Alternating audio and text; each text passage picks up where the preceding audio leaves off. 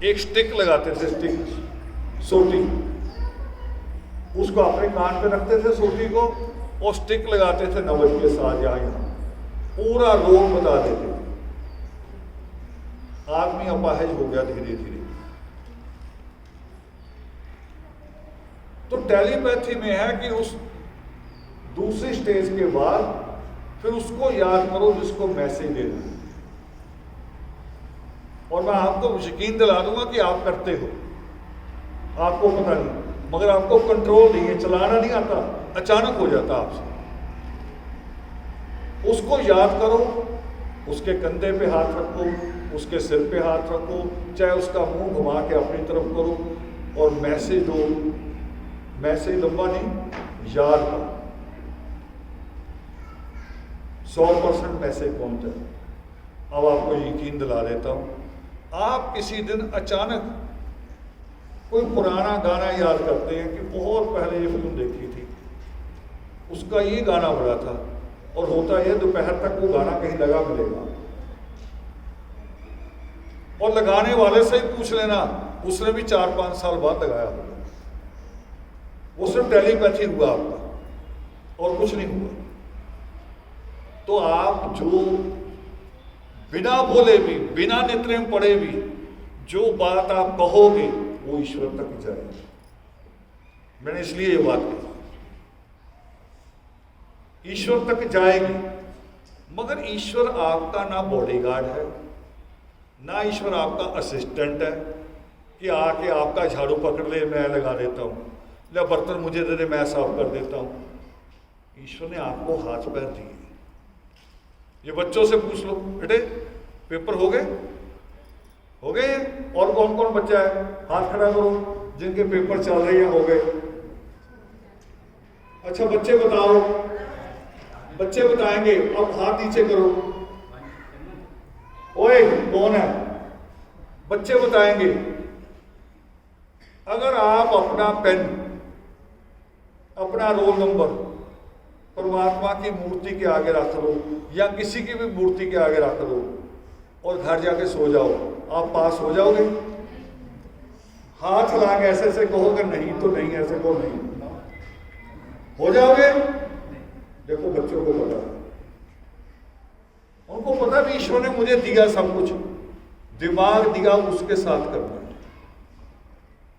अब माओ पे लौट रहा हूं दोबारा, क्योंकि मैं बहुत दुखी हूं कई दिनों से माओ से। चीन के क्रांतिकारी हुए जिसने चीन को चीन बनाया। असल में चीन तो इंडिया से भी भिखारी था कभी। हर आदमी की जेब में अफीम की डब्बी होती थी, बहुत बुरी हालत थी।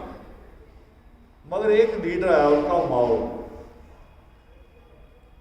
और उसने नारा क्या दिया, जैसे यहां सुभाष चंद्र बोस ने कहा था ना कि तुम मुझे खून दो मैं तुम्हें आजादी दूंगा। माओ ने क्या नारा दिया? उसने खून नहीं मांगा, वो कहा अच्छी माएँ दो मैं तुम्हें अच्छा देश दे दूं। तुम मुझे अच्छी माएँ दो। ईश्वर तो कहते हैं, सृष्टिकर्ता वाल्मीकि दयावान तो कहते हैं कि कन्या रतन है, हीरे जवाहरात से भी महंगी है बेटी। मगर जो उसका रूप हम बनाते हैं वो अच्छा नहीं बनाते। हीरा जब मिट्टी से निकलता तो मिट्टी का भरा हुआ होता है, मिट्टी, कंकर और बीच में और बड़ी चीजें, मगर जोहरी उसे ठीक करता है, तराशता है, और जब वो तराशा जाता है तब उसकी चमक आती है। बेटी तो आ रही है हमारे घर, मगर उसके तराश के मां नहीं बना रहे हम अच्छी। अब सीधी सिंपल बात सीधी कह रहा हूं, गांव भी है आज यहाँ फिरोजपुर का शहर भी है, बहुत सारे परिवार जलंधर से भी है। कोई शादी आ जाती है जो आज से 10 साल पहले वाली बात थी, 15 साल पहले वाली। कोई शादी आती थी तो सुर्खी बिंदी वो भी लगाती थी, 15 साल वाली माँ जो 15 साल पहले थी। मगर आज जो माँ है वो बड़ी अजीब हो गई है, मुझे लगता है माँ ही नहीं रही, बेवकूफ हो गई। खुद जाएगी ब्यूटी पार्लर तैयार होने, लड़की को भी ले जाएगी, 10-15 साल की लड़की। डॉक्टर से पूछ लेना 18 साल से पहले चाहे लड़की हो चाहे लड़का हो, उसकी स्किन पे कोई क्रीम लगनी चाहिए कि नहीं। डॉक्टर को पूछ लेना, स्किन वालों को पूछ लेना, वो करे कुछ मत लगाओ, बल्कि कई डॉक्टरों करे साबुन भी कम से कम यूज करो। वो स्किन बहुत नाजुक होती है। मैंने बात की थी ना नौकरी की, पक्की नौकरी आई, हमने पक्की नौकरी का ये किया, या हलवे मंडे खाए, मीट मुर्गे खाए उसके, आदमियों ने शराबों में उड़ाया, और यहां अब औरतों की बारी आ गई है, अब उसे ब्यूटी पार्लर पे उड़ा रही हैं, सूटों पे उड़ा रही हैं। अभी एक बेटी ने आके अपना घर दिखाया, बड़ा अच्छा लगा मुझे, मगर मैंने साथ ही कहा इस घर में अगर अच्छे पढ़े लिखे बच्चे होंगे फिर इस घर का रुतबा बनेगा। ईंट पत्थर का घर तो कोई भी बना लेता है, रुतबा तो वो है कि घर की दीवारें कच्ची हो और अंदर से जो बच्चा निकले वो आके बाहर आके बताए कि मैं डीएसपी हूं, उसके पीछे बच्चा आए वो कहे मेरी माँ ने मुझे डॉक्टर बनाया है, फिर वो कच्ची दीवारों से भी आपको प्रेम हो जाएगा, आपका मन करेगा कि कच्ची दीवारों की मिट्टी को भी छू के निकलो, इस घर से कौन निकल रहा है। और घर हो संगे मरमर लगा हुआ, दरवाजा हो बड़ा खूबसूरत, डोरबेल बड़ी अच्छी हो, और घर से अंदर से निकले लफंगा जिसने पूरी बस्ती को परेशान कर रखा हो, आपका मन करेगा इस घर की तरफ थूक के निकलो। बताओ ये सच है कि नहीं? ये सच है कि नहीं? अब हो रहा है ये। मुझे गांव में से भी बच्चों ने शिकायत की है कि माओ के पास 4 पैसे ज्यादा आ गए हैं, वो अपनी लड़कियों को ब्यूटी पार्लर सजा रही है।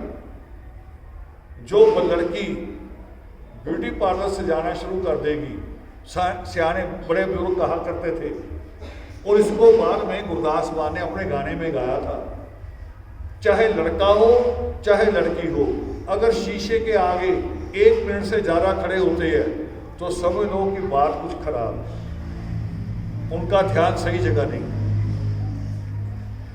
ये समझ के चलो।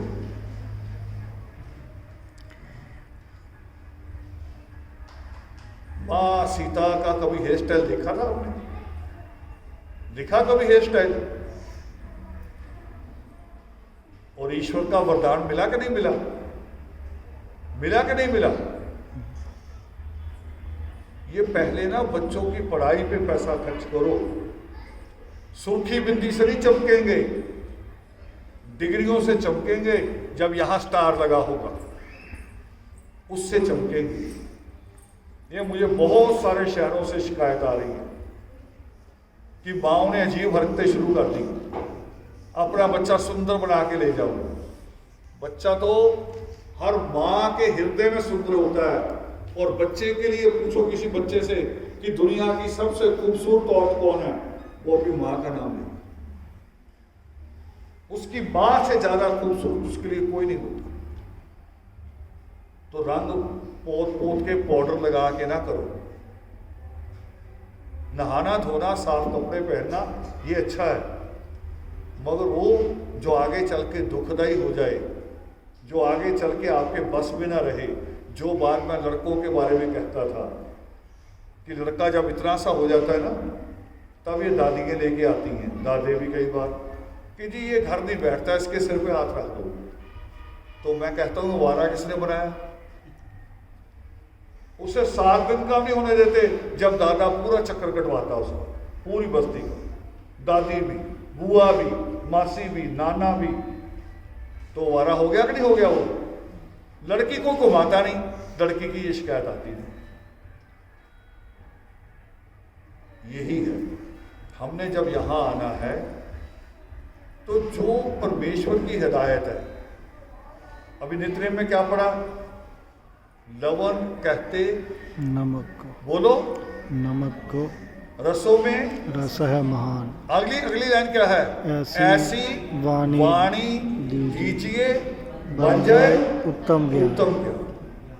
ये मांगने आए हम यहाँ कि हमारे मुंह से, जिसको लोग कहते हैं ना कि वो जब बोलता है, जब बोलती है, मुंह से फूल झड़ते हैं, मतलब उसके शब्द अच्छे होंगे, प्रेम भी होगा शब्दों में और शब्दों में ममता भी होगी। ये लेने आए हैं यहाँ। मधु का अर्थ सुरा है। मधु जैसी वाणी दो जगदाता। तो मधु जैसी वाणी होनी चाहिए, ये लेने आए हैं। समझने भी आए हैं, ज्ञान भी चाहते हैं। ल लिखारी याद के आवश्यकता है तो अभी तक तेरी वाणी को समझा नहीं न रोज भी। बिल्कुल जिसको कहते हैं कोरा है, कोरा काबिल। हम वो हैं जो उसकी हदायतों को, उसके हुक्मों को समझे नहीं है। हम सोचते आके मत्था टेक दिया, वक्त ठीक है, इसको खुश हो जाना चाहिए। अनपढ़ दादी को भी पता होता कौन कैसे मत्था टेक रहा है। अनपढ़ दादी उसे पता होता है कि इसके पाँव को हाथ लगाने में मेरे से प्यार है कि लालच है, इसे कुछ पैसे चाहिए इसलिए पाँव दबा रहा है या सच में मुझसे प्यार करता है। अनपढ़ दादी को पता होता है, तो ईश्वर को नहीं पता होगा। इसलिए बेटे, चाहे वाल्मीकि उपवन आओ, चाहे वाल्मीकि तीर्थ जाओ, वाल्मीकि नगर का ही बनाएंगे, वो थोड़ा महंगा है।